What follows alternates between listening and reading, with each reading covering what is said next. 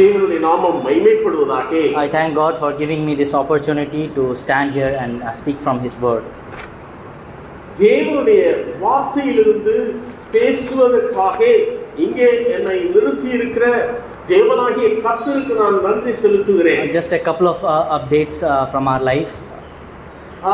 நம்முடைய வாழ்க்கையிலே ரெண்டு தேதிகள் from our life. நம்முடைய வாழ்க்கையில உங்கள் சகோதரன் அகஸ்டின் மற்றும் சகோதரி திவ்யா அவருடைய வாழ்க்கையில ரெண்டு முக்கியமான தேதிகள். Thank you for praying for Jonathan and Jaden. ஜோனத்தானுக்காகவும் ஜேடனுக்காகவும் நீங்கள் செபித்துக் கொண்டு வருகிறதுனாலே நான் உங்களுக்கு நன்றியை தெரிவித்துக் கொள்கிறேன். They are keeping well. அவர்கள் நன்றாக இருக்கிறார்கள். My elder son Jonathan, he has developed a pimple kind of thing in his hand and foot. கையிலேயும் காலிலேயும் அந்த ஜோனத்தானுக்கு அந்த பரு மாதிரி சிறு சிறு கட்டிகள் வந்திருக்கிறது. They say the doctor have said it is hand, foot, mouth disease. அது கையிலும் காலிலும் வாயிலும் வருகிற வியாதி என்று டாக்டர் சொல்லியிருக்கிறார். It's a viral disease and they said it nothing to worry, it will go off in 1 week or 10 days. அது ஒரு virus நோய், கிருமினாலே வருகிற வியாதி. அது ஒரு வாரம் அல்லது 10 நாட்களுக்குள்ளாக அது சரியாகிவிடும் என்று சொல்லியிருக்கிறார்கள். And mostly it comes due to hygiene issue. அது எதனால் வருகிறது என்றால் சுகாதாரத்தின் நிமித்தமாக வருகிறது. Divya tries to keep them very well actually. Divya அந்த குழந்தைகளை மிக நன்றாக தான் கவனித்துக் கொண்டிருக்கிறார்கள். But Jonathan, he drinks so much milk.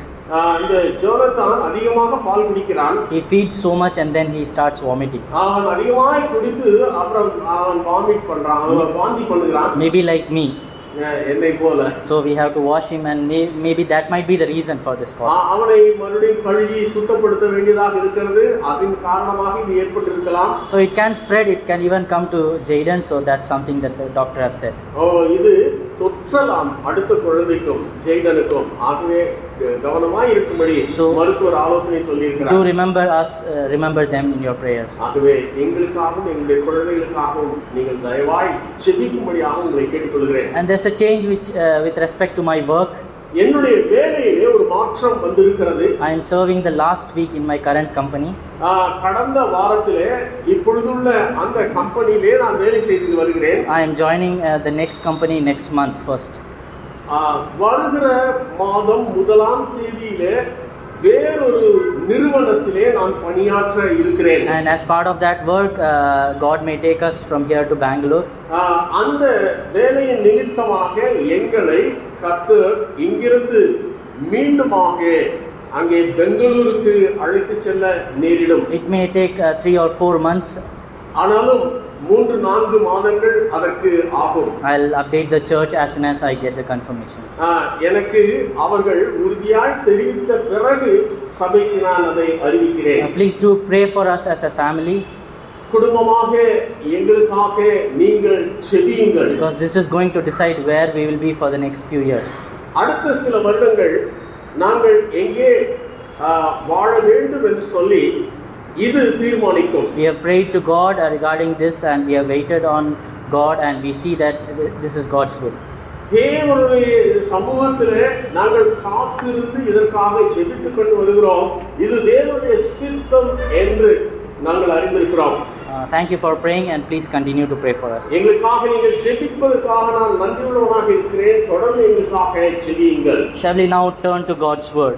இப்பொழுது நாம் தேவனுடைய வசனத்துக்கு திரும்பிக் கொள்ளலாம். Jeremiah chapter 18. எரேமியா தீர்க்கதரிசன புத்தகம் 18ஆம் அதிகாரம் verses 1 to 6. 1 முதல் 6 வசனங்கள். எரேமியா தீர்க்கதரிசன புத்தகம் 8ஆம் அதிகாரம் 18ஆம் அதிகாரம் முதல் 6 வசனங்கள். எரேமியா 18 முதல் 6 வசனங்கள். Shall we read? நாம் அதை வாசிக்கலாம். கர்த்தரால் எரேமியாவுக்கு உண்டான வசனம்: நீ எழுந்து குயவன் வீட்டுக்கு போ, அங்கே என் வார்த்தைகளை உனக்கு தெரிவிப்பேன் என்றார்.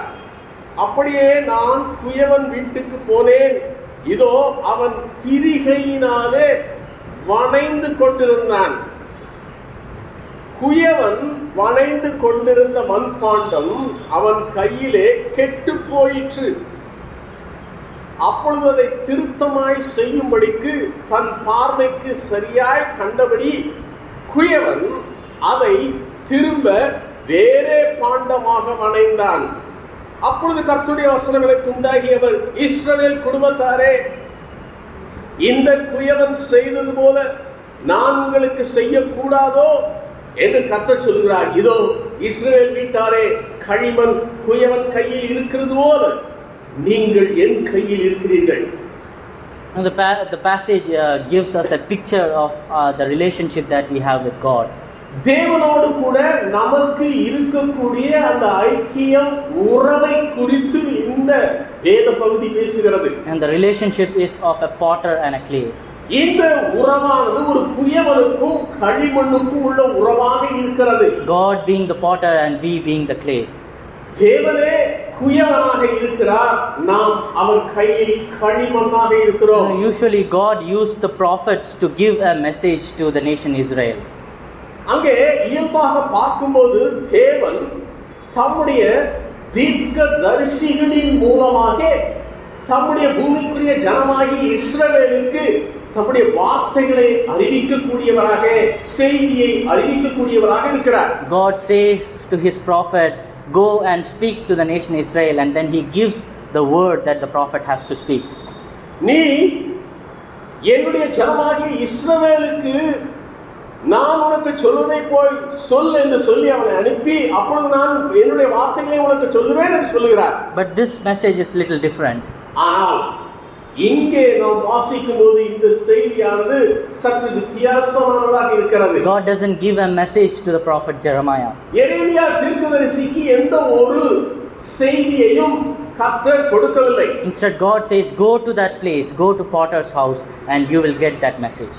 மாறாக நீ எழுந்து குயவன் வீட்டுக்கு போ, அங்கே என் வார்த்தைகளை உனக்கு தெரிவிப்பேன். God is going to give the sermon or the message to Jeremiah from the Potter's place.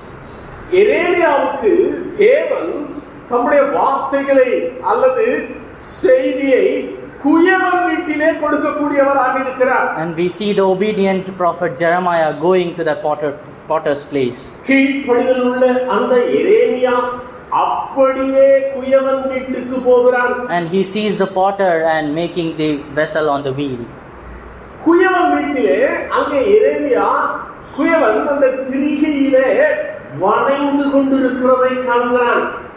And as he sees that there is a mar in that vessel. The vessel is spoiled.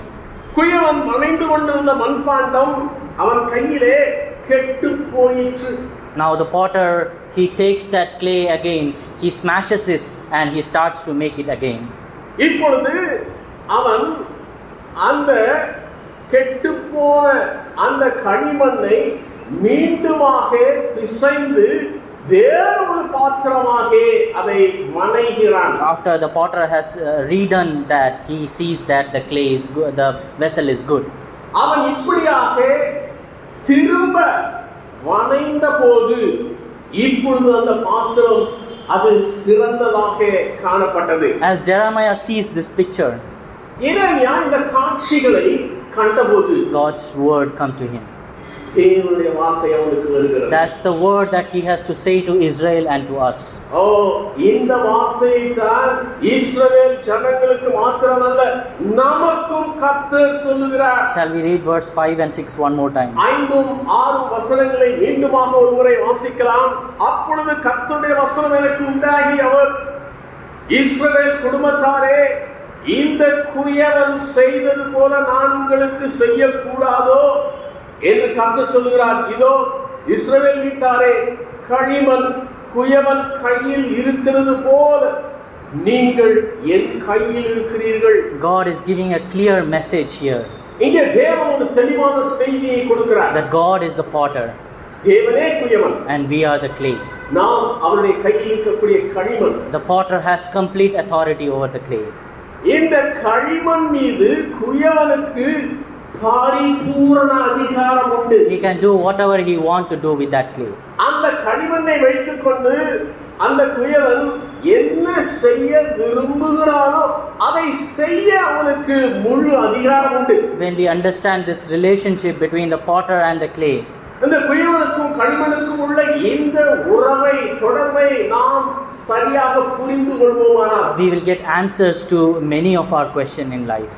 நம்முடைய வாழ்க்கையிலே நமக்கு இருக்கக்கூடிய பெரும்பாலான கேள்விகளுக்கு பதில் கிடைத்துவிடும். When we are going through different situations in our life, நம்முடைய வாழ்க்கையிலே பல அனுபவங்களிலூடே கஷ்ட அனுபவங்களிலூடே நாம் கடந்து செல்கிறவர்களாக இருக்கிறோம். we may say, why God, why am I going through this?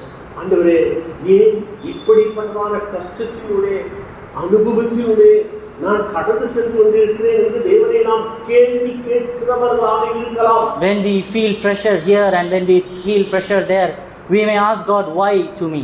And இங்கும் அங்குமாக இந்த காரியத்திலேயும் அந்த காரியத்திலேயும் நமக்கு மன அழுத்தங்கள், கஷ்டங்கள், பாரங்கள், துக்கங்கள் வரும்போது ஆண்டவரே ஏன் என்னை அனுமதித்தீர் என்று நாம் அவரிடத்திலே கேள்வி கேட்கிறவர்களாக இருக்கலாம். Picture here, God reveals great spiritual truths to us. இங்கே இந்த சித்திரத்தின் மூலமாக தேவன் மகத்தான ஆவிக்குரிய பாடங்களை நமக்கு கற்றுத் தருகிறார். I would like to derive few principles from this passage. இந்த வேத பகுதியிலிருந்து சில அடிப்படை உண்மைகளை நான் சொல்ல விரும்புகிறேன். The first thing is from the potter. முதலாவதாக அந்த குயவனிடத்திலிருந்து வரக்கூடிய அந்த உண்மைகள். You know, when Jeremiah went to see the potter, எரேமியா அந்த குயவன் வீட்டுக்கு குயவனை காணும்படி சென்றபோது, or as a matter of fact, if we go to a potter's place, சொல்ல போனால் நாம் குயவன் வீட்டுக்கு செல்வோமானால் we will not see first the potter making the vessel sitting in front of the wheel.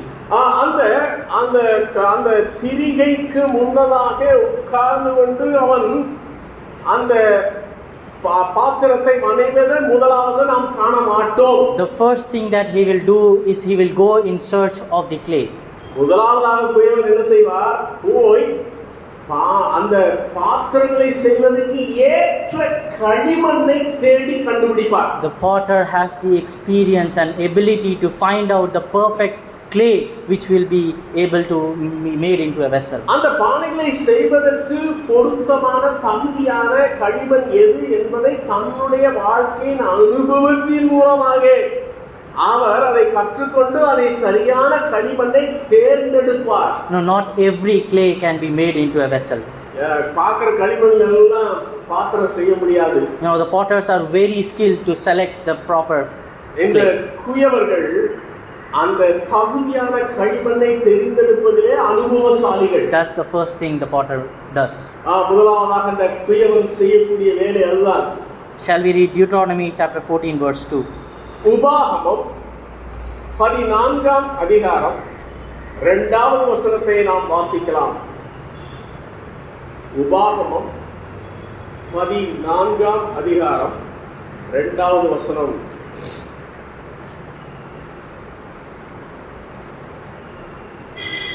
நீங்கள் உங்கள் தேவனாகிய கர்த்தருக்கு பரிசுத்தமான ஜனங்கள், பூமியின் மீது எங்குமுள்ள எல்லா ஜனங்களிலும் உங்களையே கர்த்தர் தமக்கு சொந்த ஜனங்களாய் இருக்க தெரிந்து கொண்டார்.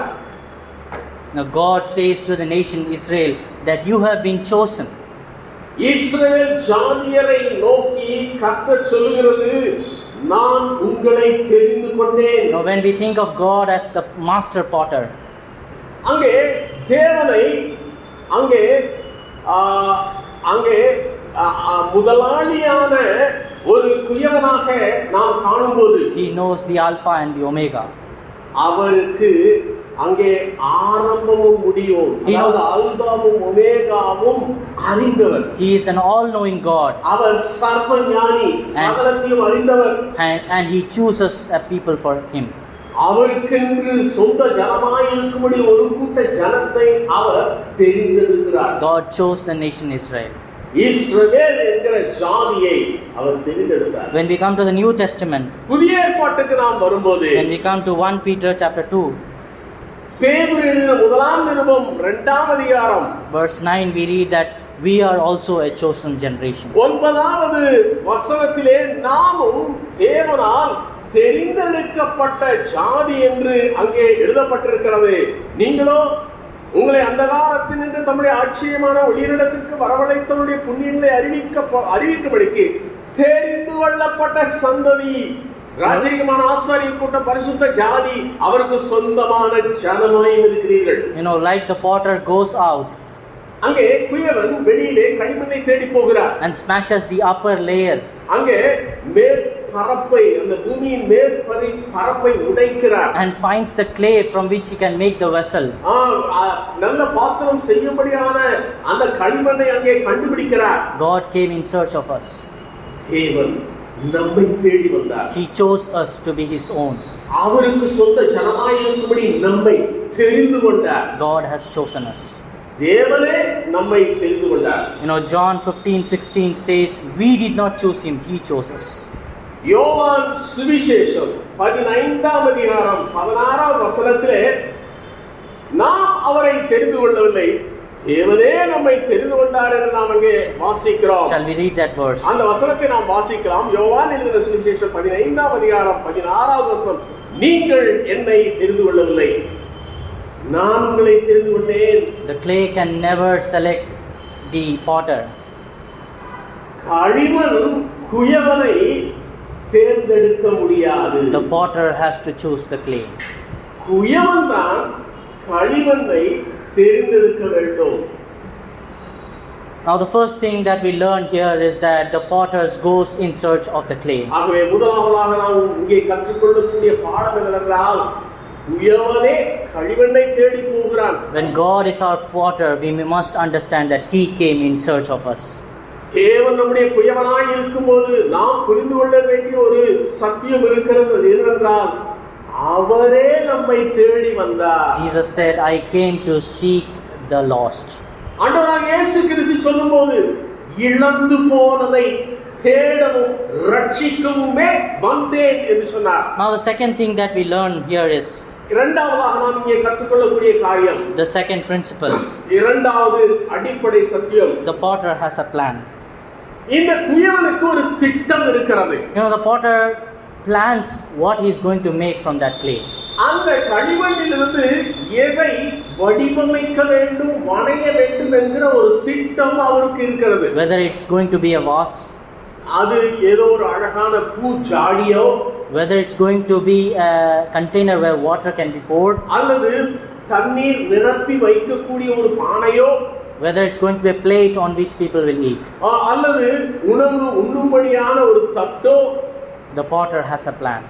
இப்படியாக எதை செய்ய வேண்டும் என்று அந்த குயவனுக்கு ஒரு எண்ணம், ஒரு திட்டம் இருக்கிறது. No sculptor builds his sculpture in the factory. அதாவது சிலை வடிப்பவர்கள் அங்கே தொழிற்சாலையிலே போய் அதை செய்வதில்லை. He first makes it in his mind and heart. முதலாவதாக தன்னுடைய சிந்தையிலே அது எப்படிப்பட்ட உருவம் உடையதாக இருக்க வேண்டும் என்று சிந்தித்து இருதயத்திலே தீர்மானிக்கிறார்கள். In other words, Taj Mahal was not built by the engineers who built it. Taj Mahal என்கிற அந்த நினைவு சின்னம் ஏதோ பொறியாளர்களாலே வடிவமைக்கப்படவில்லை. But it was first built in the heart and mind of the architect who designed it. அந்த வடிவமைப்பாளர் முதலாவது தன்னுடைய சிந்தையிலே, தன்னுடைய இருதயத்திலே அந்த நினைவு சின்னம் எப்படி இருக்க வேண்டும் என்று சிந்தித்து தீர்மானிக்கிறார். So the second principle that we learn here is that God has a plan for us. ஆகவே இரண்டாவதாக நாம் இங்கே அறிந்து கொள்ளக்கூடிய சத்தியம் என்னவென்றால், நம் ஒவ்வொருவருக்கும் ஒரு பிரத்யேகமான சிறப்பான திட்டம் தேவனிடத்தில் உண்டு. Like how the potter thinks what and all he is going to do, where he is going to apply the pressure so that the clay can become what he wants to become. அந்த களிமண்ணானது அவர் சிந்தித்து வடிவமைத்திருந்த அந்த வடிவை பெறுவதற்கு எந்த இடத்திலே அழுத்தம் கொடுக்க வேண்டும், எந்த இடத்திலே லேசாக அழுத்தம் கொடுக்க வேண்டும், எல்லாவற்றையும் அந்த குயவன் அறிவார். How speed the wheel has to rotate.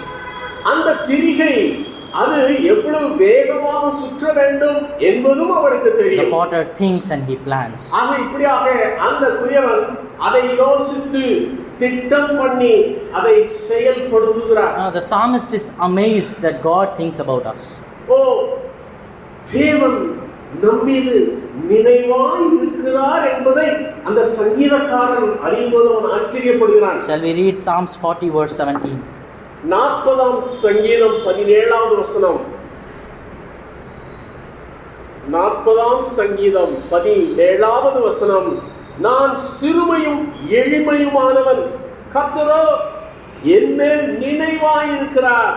தேவரீர் என் துணையும் என்னை விடுவிக்கிறவருமாயிருக்கிறீர். என் தேவனே தாமதியாதேயும். This is a word of awe that the psalmist have. இந்த சங்கீதக்காரன் அங்கே ஆச்சரியப்பட்டு சொல்லுகிற வார்த்தைகளா இருக்கிறது. That the Lord thinks about me. தேவன் என்னில் நினைவாயிருக்கிறார். In another Psalms 139 139ஆம் சங்கீதம் verse 17 and 18. 17-18 வசனங்கள். 139ஆம் சங்கீதம் 17-18 வசனங்கள். தேவனே, உமது ஆலோசனைகள் எனக்கு எத்தனை அருமையானவைகள், அவைகளின் தொகை எவ்வளவு அதிகம், அவைகளை நான் எண்ண போனால் மணலை பார்க்கலும் அதிகமாம். நான் விழிக்கும் போது இன்னும் உம்மண்டையில் இருக்கிறேன். Wow, how beautiful, isn't it? எவ்வளவு அழகா இங்கே சொல்லப்பட்டிருக்கிறது. The psalmist says, how precious are your thoughts to me. என்னை குறித்தான உம்முடைய நினைவுகள் எவ்வளவு விலையேறப்பட்டது என்று அங்கே சங்கீதக்காரன் சொல்லுகிறார். And he says, if I count that, it will be like the sand. அதை நான் எண்ண போனால் மணல் அத்தனையா இருக்கிறது என்று சொல்லுகிறார். Which means God continuously thinks about us. He plans for us and he is thinking for us. அதன் அர்த்தம் என்னவென்றால், தொடர்ச்சியாக தேவன் நம்மீது நினைவாயிருந்து நமக்கு அங்கே ஏற்றமாய் இருக்கும்படி எல்லா காரியங்களையும் நமக்காக அவர் செய்கிறவராய் வடிவமைக்கிறவராய் இருக்கிறார். When God created us like the potter create the vessel. ஒரு குயவன் அந்த பாண்டங்களை வணைவது போல செய்வது போல கர்த்தர் நம்மை செய்திருக்கிறார். He plans for us. நமக்காக அவர் திட்டமிடுகிறார். What talent I should give him. எனக்கு எப்படிப்பட்டதான திறமைகளை தர வேண்டும் என்று தேவன் தீர்மானிக்கிறார். What color he should be born. பிறக்கும்போது என்ன நிறத்திலே பிறக்க வேண்டும் என்று தேவன் தீர்மானிக்கிறார். Whether he should be a girl or a boy. அது ஆணாக இருக்க வேண்டுமா பெண்ணாக இருக்க வேண்டுமா, அது தேவனுடைய திட்டம். Which nation, in which family they have to be born. எந்த குடும்பத்திலே எந்த நாட்டிலே யாருக்கு பிறக்க வேண்டும் என்று அவர் தீர்மானிக்கிறார். God planned it. தேவனே திட்டமிட்டார். So that we may become the vessel that he wants us to be. நாம் எப்படிப்பட்ட பாத்திரமாக இருக்க வேண்டும் என்று அவர் தீர்மானித்தாரோ அதன்படியாக நாம் வருவதற்கு ஏதுவாக அவர் திட்டமிட்டு தீர்மானிக்கிறார். We'll read one more verse from the same book, Jeremiah chapter 29 verse 11. எரேமியா 29ஆம் அதிகாரம் 11வது வசனம். எரேமியா 29:11. நீங்கள் எதிர்பார்த்திருக்கும் முடிவை உங்களுக்கு கொடுக்கும்படிக்கு நான் உங்கள் பேரில் நினைத்திருக்கிற நினைவுகளை அறிவேன் என்று கர்த்தர் சொல்லுகிறார். அவைகள் தீமைக்கல்ல, சமாதானத்துக்கு ஏதுவான நினைவுகள். It says that God has a plan for us. நமக்கென்று தேவனிடத்திலே ஒரு திட்டம் இருக்கிறது. And that's for good. அது நன்மைக்கான திட்டம். When God gave this word to Jeremiah, இந்த வார்த்தைகளை எரேமியாவுக்கு தேவன் கொடுத்தபோது, Israel was just going to be captured by Babylonian empire. Babylon சாம்ராஜ்யத்தினாலே இந்த இஸ்ரவேல் ஜனங்கள் அடிமைகளாக சிறைப்பட்டு போகக்கூடிய தருணத்தில் இருந்தார்கள். அப்பொழுதுதான் எரேமியாவுக்கு தேவனுடைய வார்த்தைகள் They were going to be tortured for 70 years. 70 வருடங்கள் பாபிலோனுக்கு அடிமைகளாக இருந்து உபத்திரவப்படபடியான நிலைமைக்குள்ளாக சிறைப்பட்டு போக இருக்கிறார்கள். And it is just before that God is saying, I have a plan for you. அதற்கு சற்று முன்னதாகத்தான் தேவன் அவர்களிடத்திலே சொல்கிறார், உங்களுக்காக என்னிடத்திலே ஒரு திட்டம் உண்டு. And the plan is not for evil. அது தீமைக்கானது அல்ல, for good. அது சமாதானத்துக்கு ஏதுவான நன்மைக்கு ஏதுவானவைகளே. So the second principle that we learn is that the potter plans for the clay. ஆகவே இரண்டாவதாக நாம் கற்றுக்கொள்ள வேண்டிய காரியம் என்னவென்றால், அந்த களிமண்ணுக்கென்று அந்த குயவனிடத்திலே ஒரு திட்டம் உண்டு. The third principle that we learn is that the potter has absolute control over the clay. மூன்றாவதாக அந்த களிமண்ணின் மீது முழு அதிகாரமும் அந்த குயவனுக்கு உண்டு. When the potter brings that clay that he found, that he chose, தான் தெரிந்து கொண்ட அந்த களிமண்ணை குயவன் கொண்டு வரும்போது he doesn't just start making the vessel from that. உடனே அதிலிருந்து அங்கே பாத்திரத்தை வணைவதில்லை. First he removes the green leaves. அங்கே இதில் இருக்கக்கூடிய பச்சை இலைகளை முதலாவது அந்த களிமண்ணில் இருந்து பிரித்தெடுப்பார். He removes the stone. அதுல இருக்கக்கூடிய ஒரு சில கற்களை அவர் பிசைந்து அதிலிருந்து எடுத்து விடுவார். He smashes the big lump and then make it into dust. ஒரு பெரிய கட்டியாக இருக்கிறதை அங்கே தூளாக்குவார். He tries to do all things which if the clay had mouth it would say, how much more master, let it be over. அந்த களிமண்ணுக்கு வாய் இருந்தா எஜமானே எவ்வளவு தூரம் நீர் என்னை இப்படியாக நசுக்குவீர் என்று கேள்வி கேட்கும். No, but the potter knows that how much he smashes and how much he cleanses that he will get the proper vessel. அந்த குயவனுக்கு தான் தெரியும் எந்த அளவுக்கு அதை சுத்தப்படுத்த வேண்டும், அதை பிசைய வேண்டும் என்று. So the third principle that we learn is that God has absolute control over us. மூன்றாவதாக நாம் கற்றுக்கொள்ள வேண்டிய பாடம், நம் மீது தேவனுக்கு முழு அதிகாரமும் கட்டுப்பாடும் உண்டு. He allows trials in our life. நம்முடைய வாழ்க்கையிலே சோதனைகளை அவர் அனுமதிக்கிறார், வர விடுகிறார். He chastens us many times. பல சமயங்களிலே அவர் நம்மை சிட்சிக்கிறார். He allows painful circumstances in our life. நம்முடைய வாழ்க்கையிலே நமக்கு கஷ்டத்தை, நோவை கொடுக்கும்படியான அனுபவங்களை அவர் வரவிடுகிறார். But let's understand that he is the master potter. ஆனால் அந்த சமயங்களிலே நாம் ஒன்றை புரிந்து கொள்ள வேண்டும், அவரே நம்மீது முழு அதிகாரத்தை கொண்ட அதிகாரியான குயவன். He knows what's best for that clay so that it can become the best vessel.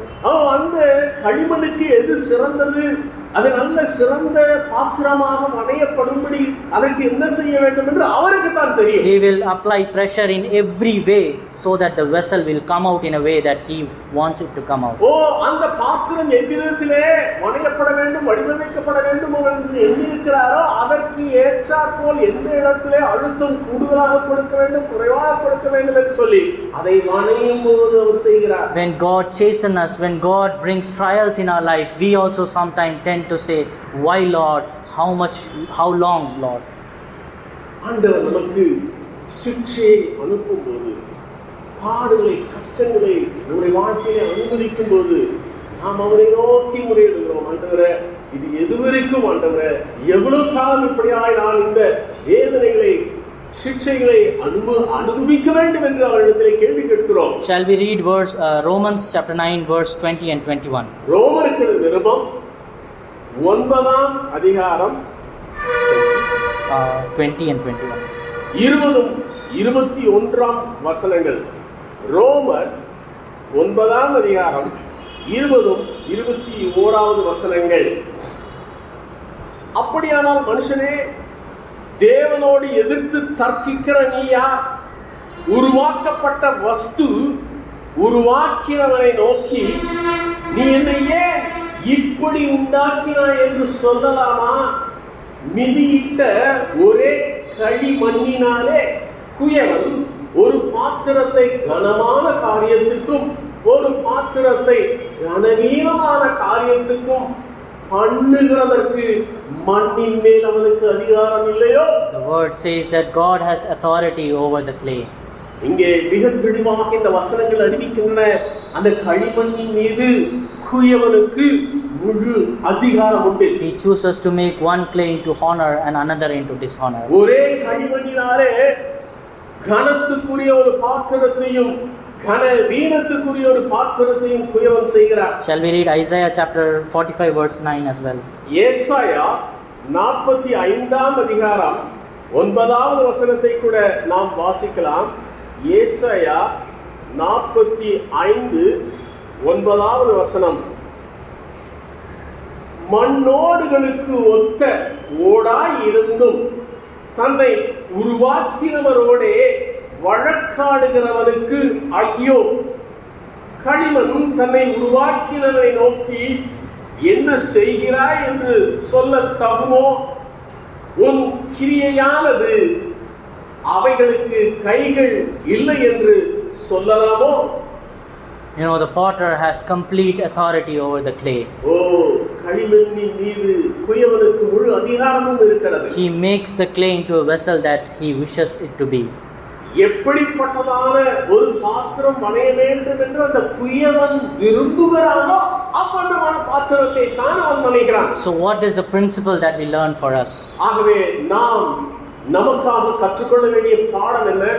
When God allows trials in our life, நம்முடைய வாழ்க்கையிலே சோதனைகளை தேவன், பரீட்சைகளை தேவன் அனுமதிக்கும் போது, when God is chastening us, தேவன் நம்மை சிட்சிக்கும் போது, when the circumstances are tough, சூழ்நிலைகள் மிக கடினமாக நமக்கு இருக்கும் போது, how should we react to the potter? இந்த குயவனை நோக்கி நாம் என்ன சொல்ல வேண்டும்? We understood that we do not have the authority to question his ways. அவருடைய வழிகளை குறித்து கேள்வி கேட்பதற்கு நமக்கு அதிகாரம் இல்லை என்பதை நாம் புரிந்து கொள்ள வேண்டும். But let's understand that God is allowing all of this so that he can make us what he intends us to be. ஆனால் இதை மாத்திரம் நாம் புரிந்து கொள்ள வேண்டும். அது என்னவென்றால், தேவன் இதையெல்லாம் எதற்காக நம்முடைய வாழ்க்கையில அனுமதிக்கிறார் என்றால், அவர் விரும்புகிற வண்ணமாக நாம் மாற வேண்டும் என்பதற்காக. Sometimes he may be removing so many unclean things from our life. நம்முடைய வாழ்க்கையில இருக்கிற பல அசுத்தங்களை அவர் அங்கே அகற்றி நம்மை சுத்திகரிக்கலாம். Sometimes he increases the speed of the wheel, the circumstances in our life. சில வேளைகளிலே அந்த திரிகையின் ஓட்டத்தை வேகப்படுத்தலாம். அதாவது நம்முடைய வாழ்க்கையின் சூழ்நிலைகளை அவர் மாற்றி அமைக்கலாம். Sometimes he applies more and less pressure on us. நம்ம மீது கொஞ்ச அழுத்தம் அல்லது சில வேளைகளில் அதிக அழுத்தம் கொடுக்கலாம். During all of this, let's remember that the clay is being changed to the vessel that God has planned. இப்படிப்பட்டதான காரியங்கள் நம்முடைய வாழ்க்கையிலே வரும்போது நாம் உணர்ந்து கொள்ள வேண்டும். ஏற்ற ஒரு பாத்திரமாக நம்மை வடிவமைப்பதற்காகவே இவைகளை எல்லாம் தேவன் நம்முடைய வாழ்க்கையில அனுமதித்திருக்கிறார் என்பதை. Shall we read James chapter 1 verse 2? யாக்கோபு எழுதின பொதுவான நிருபம் முதல் அதிகாரம் 2வது வசனத்தை நாம் வாசிக்கலாம். 2, 3 and 4. 2, 3, 4. யாக்கோபு எழுதின பொதுவான நிருபம் முதல் அதிகாரம் 2 முதல் 4 வசனங்கள். என் சகோதரரே, நீங்கள் பலவிதமான சோதனைகளில் அகப்படும் போது உங்கள் விசுவாசத்தின் பரீட்சையானது பொறுமையை உண்டாக்கும் என்று அறிந்து அதை மிகுந்த சந்தோஷமாக எண்ணுங்கள். நீங்கள் ஒன்றிலும் குறை உள்ளவர்களாய் இராமல் பூரணராயும் நிறைவுள்ளவர்களாயும் இருக்கும்படி பொறுமையானது பூரண கிரியை செய்ய கடவது. When we are going through various trials, God's word says we are to count it for joy. நீங்கள் பலவிதமான சோதனைகளில் அகப்படும் போது அதை மிகுந்த சந்தோஷமாய் எண்ணுங்கள் என்றுதான் பரிசுத்த வேத வசனம் சொல்லுகிறது. Why? The reason it says, because the testing of your faith produces patience. அதற்கான காரணமும் அங்கே கொடுக்கப்பட்டிருக்கிறது. அது என்னவென்றால், உங்கள் விசுவாசத்தின் பரீட்சையானது பொறுமையை உண்டாக்கும். And then it says you are made perfect and complete and lacking nothing. மாத்திரமல்ல, அது உங்களை ஒரு குறைவு உள்ளவர்களாய் இராமல் பூரணராயும் நிறைவுள்ளவர்களாயும் இருக்கும்படி செய்கிறது. Like the potter works on the clay, God is working in our lives. குயவன் களிமண்ணின் மீது தன் கையை வைத்து அதை வடிவமைப்பது போல தேவனுடைய வாழ்க்கையை தொட்டு வடிவமைக்கிறார். He is working in us to make complete and perfect. நம்மை அங்கே பூரணர்களாக முற்று பெற்றவர்களாக மாற்றுவதற்காக அவன் செய்கிறார். The same thing is mentioned which we will not read. It's mentioned in 1 Peter chapter 1 verse 6.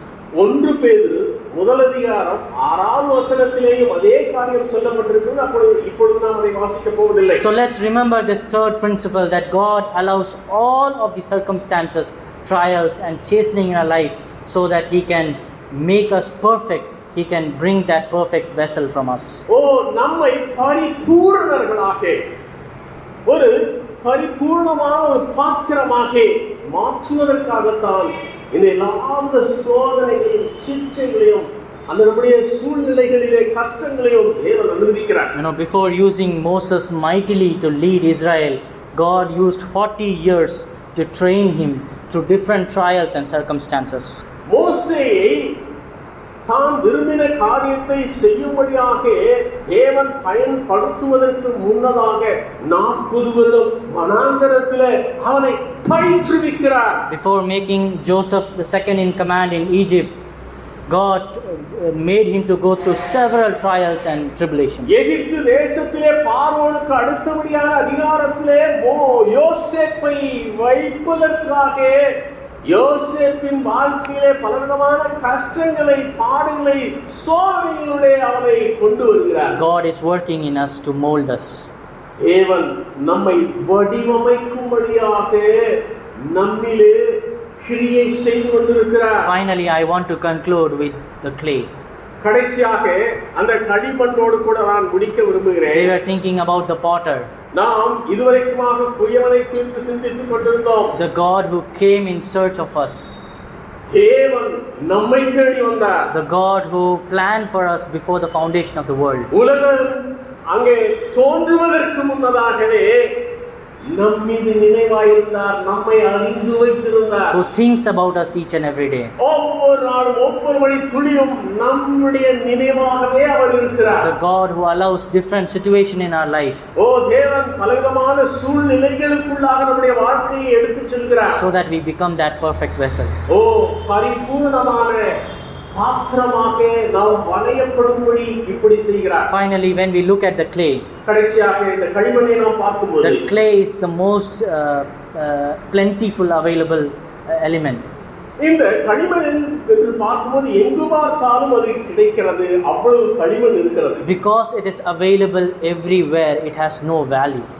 எங்கு பார்த்தாலும் களிமண் இருக்கிறது என்று நாம் காணும்போது அதற்கு மதிப்பில்லாமல் இருக்கிறது. It is trampled underfoot. அது காலினால் மிதிக்கப்படுகிறது. We walk over it. நாம் அதன் மீது நடக்கிறோம். It doesn't have any value until the potter chooses and finds it. அந்த களிமண்ணுக்கு எப்பொழுது மதிப்பு வருகிறது என்றால், அந்த குயவன் அந்த களிமண்ணை தேர்ந்தெடுத்து அதை உபயோகிக்கும் போதுதான் அதற்கு மதிப்பு வருகிறது. We are the clay. நாம் களிமண். The worthless. மதிப்பில்லாத களிமண். Without any value. எந்த ஒரு மதிப்பும் இல்லை. Sinful. அங்கே பாவிகளானவர்கள். Full of disease. நோய் பிடித்தவர்கள். And yet God chooses this unworthy and valueless object. ஆனாலும் தேவன் தகுதியற்ற என்னை, மதிப்பற்ற என்னை தம்முடைய கையிலே தெரிந்தெடுத்தார். And he makes it for his glory. He uses that vessel for his glory. தம்முடைய திருநாமத்தின் மகிமைக்காகவே அந்த பாத்திரத்தை அவர் உபயோகிக்கிறார். God took the clay. தேவன் களிமண்ணை தெரிந்து கொண்டார், அதை கையில் எடுத்தார். And made Adam and Eve. ஆதாமையும் ஏவாளையும் வடிவமைத்தார். The same God took clay. அதே தேவன் அந்த களிமண்ணை எடுத்தார். And he made you and me. உங்களையும் என்னையும் உருவாக்கினார். You and me were conceived in his mind before the foundation of the world. இந்த உலக தோற்றத்துக்கு முன்னே நீங்களும் நானும் அவருடைய சிந்தையில் இருந்தோம். He planned everything for us. நமக்காக எல்லாவற்றையும் அவரே திட்டம் தீட்டினார். All the situation that we are going through is allowed by God. It is in his plan. நம்முடைய வாழ்க்கையிலே நாம் கடந்து செல்கிற எல்லா சூழ்நிலைகளையும் அவரே திட்டமிட்டு தீர்மானித்திருக்கிறார். Now what can the clay do? களிமண் செய்ய வேண்டியது என்ன? Just one thing that the clay can do. ஒரே ஒரு காரியத்தை தான் இந்த களிமண். We just learned that the potter has absolute authority over the clay. The clay can never speak back. நாம் இப்பொழுதுதான் தியானித்து முடித்தோம். அந்த களிமண் அந்த குயவனை நோக்கி ஏதும் சொல்ல முடியாது. ஏனெனில் களிமண்ணின் மீது அந்த குயவனுக்கு பரிபூரண முழு அதிகாரம் உண்டு.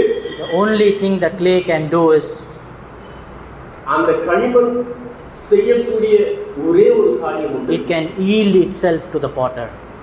குயவனுடைய கையிலே தன்னை முற்றிலுமாக விட்டு கொடுப்பது. It can trust in the potter.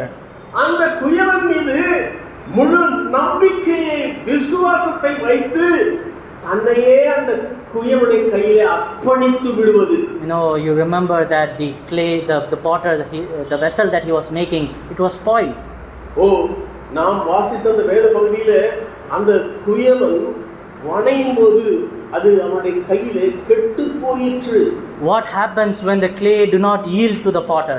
ஓ, வணையும்படியாக தன்னை குயவனுடைய கையிலே முற்றுமாய் அர்ப்பணிக்காமல் இந்த களிமண் இருக்கும்போது என்ன நேர்கிறது? When the potter gives pressure this side and tries to curve it, and the clay do not allow it, what happens? ஓ, அங்கே அழுத்தம் கொடுத்து அதை அப்படி வடிவமைக்க அந்த குயவன் முயற்சிக்கும் போது களிமண் ஒத்துழைக்கவில்லை என்றால் என்ன ஆகும்? It either breaks or it get curved. ஓ, அது உடையும் அல்லது அங்கே தவறான வடிவம் எடுக்கும். What the clay can do?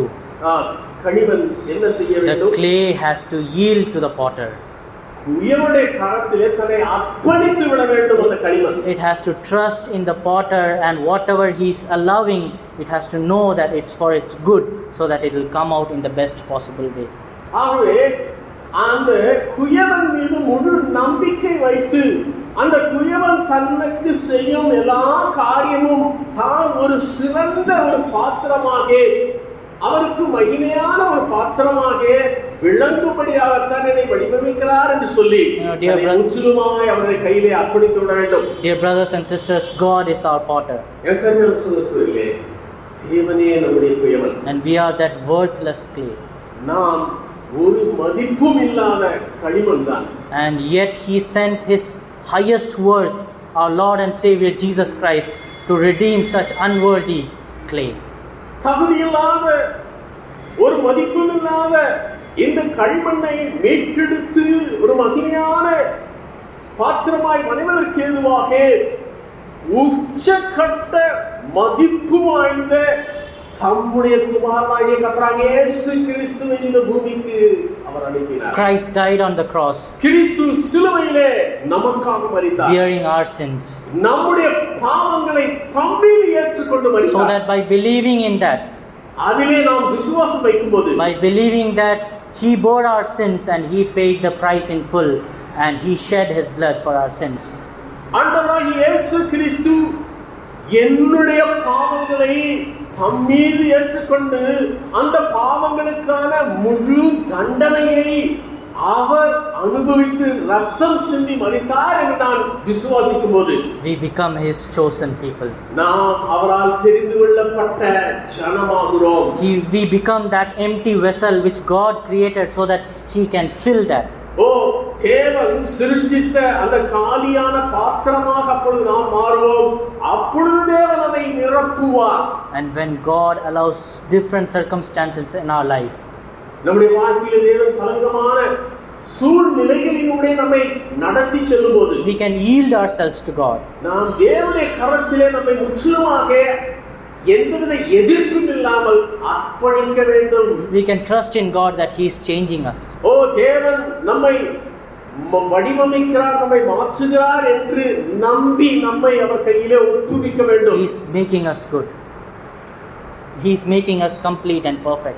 தேவன் நம்மை முற்று பெற்றவர்களாக பரிபூரணர்களாக மாற்றுகிறார். We see that when the clay did not yield, it was broken. ஓ, அந்த களிமண் குயவன் கையிலே தன்னை விட்டு கொடுக்காத போது அது உடைகிறது அல்லது வேறு விதமான வடிவு எடுக்கிறது. But yet we see the potter redoing it, giving it a chance again. ஆனால் நாம் என்ன காண்கிறோம்?